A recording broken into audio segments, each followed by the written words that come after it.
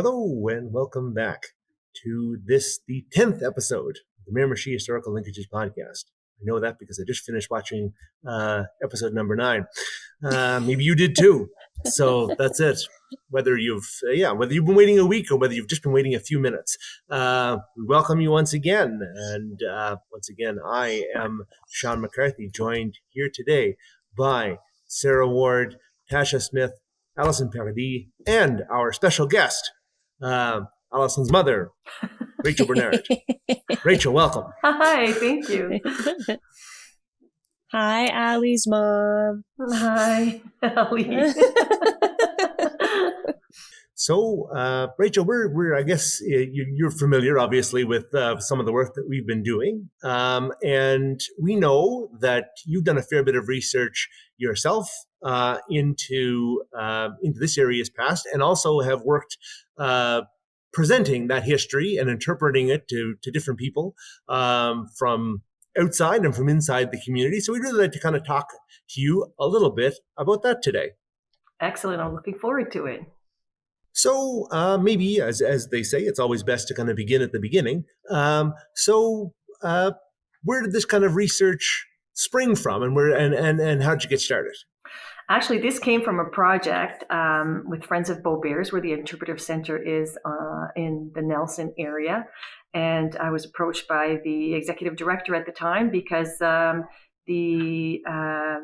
Acadian celebrations were happening worldwide, but they were happening in the Caraquet region. So this would have been a good time for us to showcase the history, the Acadian history in the Miramichi area, where it's especially known for its Irish roots and for its First Nations roots, but maybe not so much Acadian roots. So for me, it was an eye-opener. I started with little bits at a time because I wasn't sure where, and I'm not originally from the Miramichi area, so it was kind of interesting for me to go through that exercise. But I did. I started, like I said, little by little. Sean, you were somewhat part of that creation also. I did seek out, well, you gave me a lot of information to start with, books that you had gotten a hold of from France. Remember that? I don't know if you remember the manuscript that you had gotten from France. Yeah. So it was all on a USB stick, and it was, I don't know, like 1,000 pages. Not sure. And then from there, I kind of took bits and pieces from there, and then ended up going to Fredericton to a gentleman who was in theater, but also did a lot of history research for plays that he would write. So I started looking through that also, and it was really interesting. I got to discover so many wonderful things about the Acadian history. And since that day, every time I speak in public or every time I talk about the Acadian history, the first thing I mention is the Acadians would not have survived 1 minute without the help of the First Nation when they arrived. Mm-hmm. And that's a guaranteed thing. When I say we, because it's our culture, our people that arrived in Miramichi, and the First Nations people were the ones that were there helping my ancestors to settle for the winter and show them how to eat off the land and how to fish and how to hunt. So that is something that stayed with me from that. Although I knew it already, this was concrete to me. So I learned a lot of things. And that was in 2008, 2009. Yeah. I just realized that our very first, I was trying to think of like, where did any of my knowledge of like, not necessarily my ancestry, like you've always been very passionate about I'm just trying to think of a nice word. Very passionate and vocal about our culture and the importance of knowing where you come from as an Acadian, and knowing who helped you, knowing why you're here. So I was trying to think, I was like, but when was the first time that I really that it all kind of hit me? And I realized that it was the first year that we moved to Miramichi, and you were cast in the play Evangeline. Yes. And I remember watching rehearsals because I was still 9 years old. Yeah. And that was my first time seeing you on stage. And it was my first time hearing this whole story about Evangeline and, like seeing it acted out in front of me. And I think I had kind of forgotten that had happened. But when I try to like trace that back to where like all of that started for me, where my passion of our Acadian history came from, it was from watching you share it. So to know that you were also able to do something similar on Cap d'Espérance and be able to share that with other people, I have no doubt that there are other people who in years from now will say the same thing. Like, oh yeah, well, the first time I really heard about it was when we went to see the tour at Cap d'Espérance, and we got to hear that actress tell us about the story of how we got here. I'll tell you, and that to me is probably one of the biggest compliment, if I can call it a compliment, because you always hope that your kids or whatever you speak about is going to stick with someone. I mean, every time I've heard Sean speak anywhere I've gone, I've learned a lot about the Irish history and just the history in general of the Miramichi area. Things that Sean have said, but Sean's been out there for so long that, and he's passionate and you can feel it. And I always hope that I could do a little bit of that. So for you to say that, although you're my daughter, for you to say that, it's really, really appreciated. Although. Well, I mean, because it's expected that you should be complimenting your mother. Tasha saying yes. Okay. A little humble brag there, Rachel. No, all joking aside, it's just, and it's funny because I get this passion from my grandfather. I always say that because my grandfather passed away when I was in my 40s, and he was 97 years old, and he was full of it. And he taught me a lot. And I always said that I would continue to whoever, I would speak about it to whoever would want to listen. But it's interesting because although the play that I was doing was a fictional play, it was based on facts, on true stories, things that really happened. And there was a gentleman, of course, I stay in costume when I did it, it was at the Cap d'Espérance, and Allison was actually working with us at the time. And she was the, what would you call it? Like narrator, or not narrator, but narrator, tour guide, yeah. And you would bring the people. Yeah. Yeah. Well, that was cool. You stories on the boat. Exactly. So you would bring people from one side of the river to the other. And, and so when I would finish my piece, I would run off, and I'm still in costume, so nobody would see me. And I would go back to the interpretive center and put my everyday clothes on and try to sneak away, because it takes away from the magical, the true story kind of thing. So I usually kind of step away. But this one gentleman actually saw me leaving, and he tapped me on the shoulder and he said, "Was it you that did Marie-Jacqueline Bellefontaine?" I said, "Yes." He says, "Well, I just need to tell you, there's Bellefontaines in my family." So he went on and on about the Bellefontaine history. And I thought, oh my God, this is a fictional character. I made her up. That was between myself and Peter Pacey at the time. We were trying to figure out the name of a person that was as Acadian as possible. So, but for him, he had his ancestors were Bellefontaine. So he's like, "You're my cousin." I'm sure you're my cousin. I think I disappointed him just a little bit when I said that my name wasn't really Bellefontaine, but he was. Like, I'm a Bernard. Yes. So I have fond memories of doing that play outside. It was the reaction of the people, and I saw people cry, which was really touching. And I couldn't look at those people because I would talk about the sadness of the people that had died, but I also spoke of the kindness of. That's how I would start my play, was with the kindness of the First Nations that helped the people there, and then I went into songs that were old Acadians. That was a difficult one, trying to figure out the songs that actually existed in 1760, early 60s. Yeah, it was difficult to find. I did find them because they were old French songs from France that the Acadian people had brought over to Nova Scotia and then kept them with them. And Allison, I still sing them to you once in a while. Oh, I know you do. And I sing them to my kids. And I'm still actually right now, part of the research that I'm working on is folklore and old songs that are, that kind of stem from, yeah, I should talk to you more, Yeah, you should. Tell you what I'm doing in my life.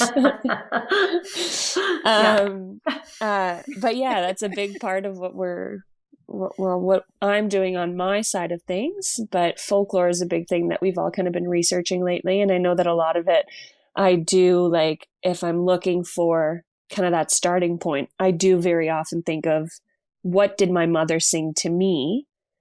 And where would she have gotten it? Like, you have to trace backwards, right?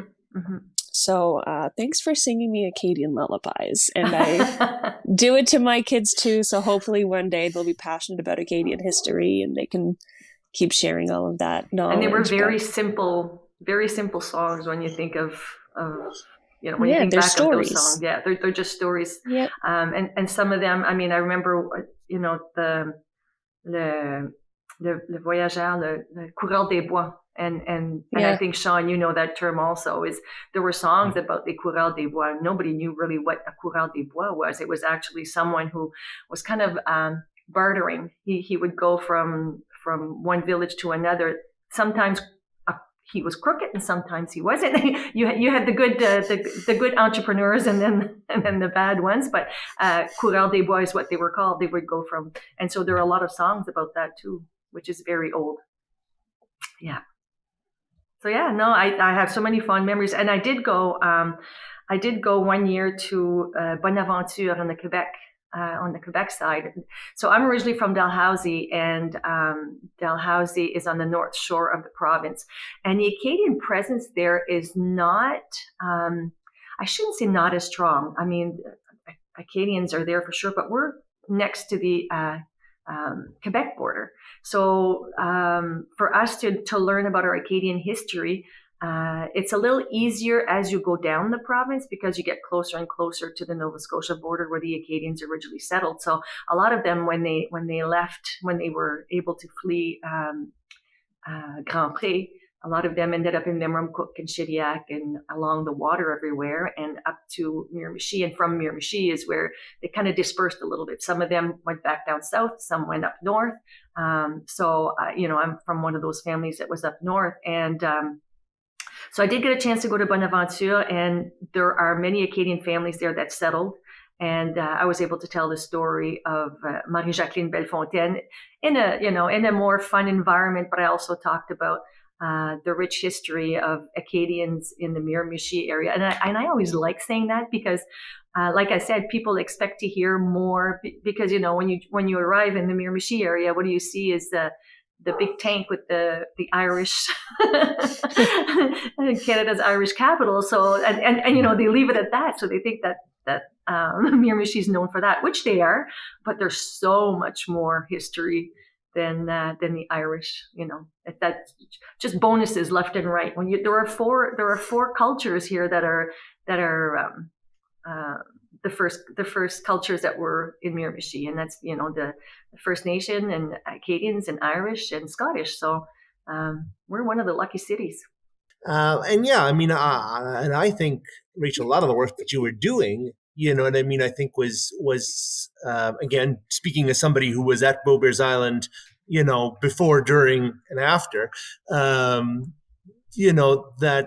was a key part in connecting a lot of other communities in New Brunswick and elsewhere in Quebec and in Nova Scotia to Miramichi as a place where they could, come to understand chapters maybe that they hadn't known of their own Acadian history. A number of people that would come in afterward, from the four or so years that you were presenting, and then when René Gilles Leblanc published his book with kind of a listing of all the people that he knew who were at the Comte d'Espérance, really it allowed a lot of people to really kind of connect their stories to the story that we were telling, and your story, really, the story of Marie-Jacqueline Bellefontaine, and I think that really kind of made it very special for a lot of people. So I think you were very much at the cutting edge of that, revival, as it were, and maybe that that new understanding of that story. It was such a great project to work on. I mean, it was, there was a lot of background work, of course, through the winter before we started, and so many surprises for me. As I was going through some of the history books that I was able to get a hand on, read a lot on the internet. It was, it was. I'm happy that I was part of something like that. It was such a beautiful time for me to be able to really connect with people because it was part of my history. It made it easy to be emotional in my character, because sometimes as actors or when you're on stage, you're told to do things on cue, and it's okay. You can do that. I mean, when you've been on stage long enough, but when it really comes from your own roots, it's easy to get emotional and get carried away into the story. So, thank you. Thank you for bringing all this back, because it's been a while since I was able to talk about it. I say that, yet I've seen myself going through, I'm meeting new people at the Carrefour Beau Soleil or whatever, and telling about our history. And they've said to me, like, what do you mean your history? I said, well, do you have half an hour? And I would drive them to Wilson's Point, and I would actually not reenact, but I would walk and say, this is where this happened. And here we believe there might be graves. We don't know if there are Acadians that are buried here, but if you go back and you look at the history, it seems that this could happen. And I would take them by the water, and I'd say, just picture this full of ice in the middle of winter where the Acadians are stuck and they can't go anywhere and famine hits. And so it's just, I guess it's just tattooed in my brain. I just like showing this to people and giving them, a little bit of our history. It was to me too. I think so I had two thoughts while listening to there. The first one being that I think at the time, being like 15, 16 years old, and watching you do your whole spiel, the performance and the songs and all of this, I think my mindset was of, that's my mom. She's. Were you embarrassed? No, not embarrassed, but kind of just like get her part over with so we can get back on the boat. And as an adult now, I don't think I could watch that performance a single time without crying. Like, you know what I mean? Like, I think at the time it was typical. I was a teenager who was just like, I'm too cool for my mom. You were never like that. No, I wasn't bad. No, I wasn't bad. No. But I don't think I was like sitting there and properly listening to what you were talking about. You know what I mean? Like, because it's many times in the summer. And that's what I was going to say, right? The first time I remember listening word for word, but don't forget, I also lived with you while you were rehearsing for this, and I watched it kind of come to life, right? Yeah, like, true. This was you not like for lot. me. Yeah, right. Like, so for me, it was kind of I knew it was coming. If I were to watch it now and watch you do it, there is a 0% chance I wouldn't cry the entire time. And I know this because even just my husband and I got married at Camp d'Espérance, and that, like, it wasn't even a question. We knew immediately when we got engaged that that's where we were going to get married. And the whole time, the reason I had such a association with that area, and I had told him from the get-go, was because of that area is the reason I'm here, is the reason that my family is still alive and that a lot of Acadians are still alive. And it's because of the help we received there from the Indigenous community when we showed up. And so I even remember on the wedding day, as you walk down the aisle, it was all these windows that you could see right onto the water. And I had a quick thought of, oh my God, if they could see us now. If they were just coming up on their boat now and just looking and being like, wow, this there's a lot of hardship and a lot of hard work, and yet we're still here, we're still alive and telling their story and all of this. So I do think that it's important that we keep sharing that story and that we do talk about the work that you did, even though it feels like it was so long ago, because it stuck with me forever. So thanks, Mom. You're welcome. Thank you for rehearsing with me too. You're welcome. Yeah. The hardest part was listening to your singing. I know. I am not a singer. Although I can do lullabies, it's not that bad, but I am not a singer. The lullabies. Yeah. You're I gave you that talent. Thank you. It was appreciated. Yeah. So you were saying that there were surprises for you when you were doing research. What kind of surprises? Because I know that in our research, we've all come up with these fun fact or surprises or things that we just never saw coming. And that might be my favorite part of this project, to be honest. So I'm curious to know. Okay. Do you want me to get into that? Yeah, of course I do. Okay. So as I'm doing research, and I've told you that I'm originally from Dalhousie, which is up north. So wait, are you about to tell the Charlotte story? Yeah, no. No, don't say that. That's for the next episode. Well, that's what I meant. I don't. That's what I was wondering. Don't get into that one. Okay, no. Okay, so no, but you know I what? Didn't know you. So we'll skip that surprise. Crisis averted, folks. Well, that's why I kept asking. We almost busted this episode into the next one, so we're all right. I was like, yeah, of course I want to hear. It'll be a good segue, though. That's why I asked the question. So people will be curious now. They'll want to watch the next one. Exactly. That's it. So some of the surprises. I mean, the big one for later is an amazing story. But this one here is just realizing how people first survived, because they were shown, like I said, by the Indigenous people how to hunt and fish. But that winter was one of the harshest winter ever seen. So they could not fish like anybody else would have done in the previous years.